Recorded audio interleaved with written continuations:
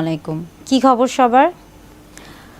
আজকে আপনাদের সামনে হাজির হয়েছি একটি বিষয় নিয়ে, এবং এই বিষয়টি নিয়ে অনেকেই আমার কাছে প্রশ্ন করেছেন এবং অনেকেই জানতে চেয়েছেন যে ওরাল সেক্স কি, বা ওরাল সেক্স আসলেই নিরাপদ কিনা, কিংবা ওরাল সেক্স কিভাবে করা যায়, বা এটা করলে আসলে কোনো ক্ষতি আছে কিনা, বা এটা করলে কোনো ঝুঁকি হবে কিনা, বিভিন্ন বিষয় নিয়ে ওরাল সেক্স সম্পর্কে অনেকেই জানতে চেয়েছেন, এবং সেই সম্পর্কে আসলে ছোট্ট একটা ধারণা দেওয়ার চেষ্টা করব। প্রথমেই বলে রাখি যে বিভিন্ন ধর্মে ওরাল সেক্সকে কিন্তু নিষিদ্ধ করা হয়েছে। বিশেষ করে ইসলাম ধর্মে ওরাল সেক্সকে হারাম অর্থাৎ সম্পূর্ণভাবে নিষিদ্ধ করা হয়েছে। কিন্তু আমি যেহেতু একজন চিকিৎসক এবং একজন ক্লিনিক্যাল সোশ্যাল ওয়ার্কার, তাই আমার মনে হয়েছে যে যেহেতু অনেকেই আমার কাছে এই বিষয়টি সম্পর্কে জানতে চেয়েছে, তাই তাদের জানার যে বিষয়টি রয়েছে সেই বিষয়টি সম্পর্কে কিছুটা ধারণা দেওয়ার আমার পক্ষে উচিত। ওরাল সেক্স আসলে কি? ওরাল সেক্স মূলত বোঝাচ্ছে যে মুখের মাধ্যমে জননাঙ্গ, স্ত্রী অথবা পুরুষ জননাঙ্গকে উত্তেজিত করা, এটাই মূলত ওরাল সেক্স। ওরাল সেক্স আসলে বিভিন্নভাবে হয়ে থাকে, এবং এটা কিন্তু বিভিন্ন নামে পরিচিত।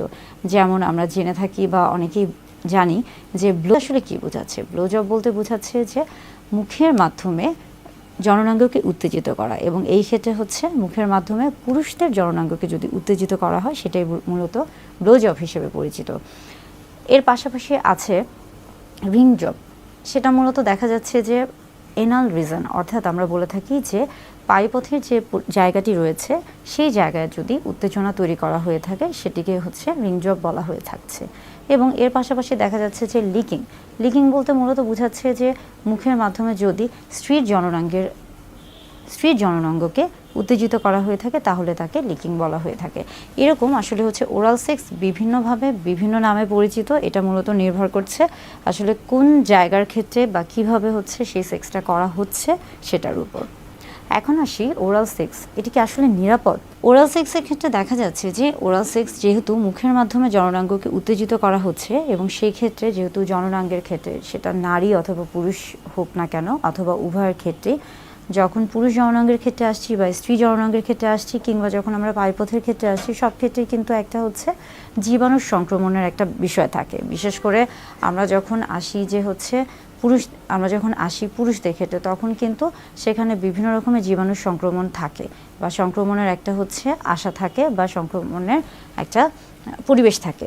তাই অবশ্যই যখন ব্লো জব করতে চাবেন, বা ব্লো জব যদি কেউ করতে থাকে বা করেন, বা কারো করার ইচ্ছা বা অভ্যাস থেকে থাকে, অবশ্যই কিন্তু ব্লো জবের আগে বা ওরাল সেক্সের আগে সেই ক্ষেত্রে কিন্তু অবশ্যই তাকে আমরা বলে থাকি প্রোটেকশন, অর্থাৎ অবশ্যই একটা ব্যবস্থা গ্রহণ করতে হবে, এবং সেটা অবশ্যই সেক্সুয়ালি ট্রান্সমিটেড ইনফেকশন থাকে, সে যেন নিজেকে নিরাপদে রাখতে পারে, সেজন্য অবশ্যই তাকে কন্ডোম ব্যবহার করতে হবে। আমরা বলে থাকি যে এই ক্ষেত্রে কন্ডোম ছাড়াও ডেন্টাল ড্যাম ব্যবহার করা যায়, তবে কন্ডোমটা মূলত অনেক বেশি পরিচিত, তাই সবার ক্ষেত্রে কন্ডোমটা ব্যবহার করা অনেক বেশি সহজ হয়ে থাকে।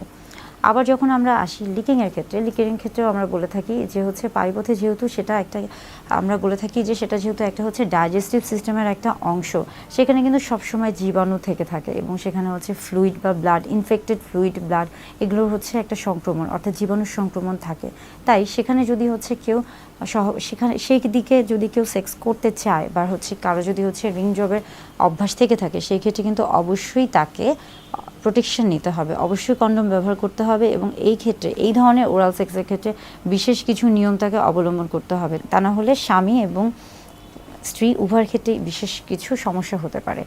এখন আমরা আসি লিকিংয়ের ক্ষেত্রে আমরা বলে থাকি যে যেহেতু যোনিপথ বা ভ্যাজাইনাতে একটা অন্যরকম একটা স্মেল থাকে, বা অন্যরকম একটা যেহেতু প্রাকৃতিক একটা স্মেল থাকে, এবং অনেকের ক্ষেত্রে ওরাল সেক্সের ক্ষেত্রে যখনই কথা আসছে, তখনই অনেকে এটা পছন্দ করে, অনেকে এটা পছন্দ করে না, অনেকে মনে করে যে এটা ঠিক, অনেকে মনে করে এটা ঠিক না। এটা আসলে নির্ভর করছে সম্পূর্ণ আপনার ব্যক্তিগত বিষয়ের উপর। আপনি কিভাবে আপনার যৌন জীবনকে উপভোগ করবেন, বা কিভাবে আপনি স্বাচ্ছন্দ্য বোধ করবেন, এটা সম্পূর্ণ আপনার ব্যক্তিগত ব্যাপার। তবে ওরাল সেক্স করলে যে ধরনের ক্ষতিগুলো হতে পারে, অর্থাৎ এই যে যৌনবাহিত রোগগুলো রয়েছে, এবং এই যৌনবাহিত রোগগুলো থেকে নিজেকে প্রতিরোধ করতে হলে অবশ্যই কিন্তু প্রোটেকশন নিতে হবে, অর্থাৎ কন্ডোম ব্যবহার করতে হবে, অথবা ডেন্টাল ড্যাম ব্যবহার করতে হবে।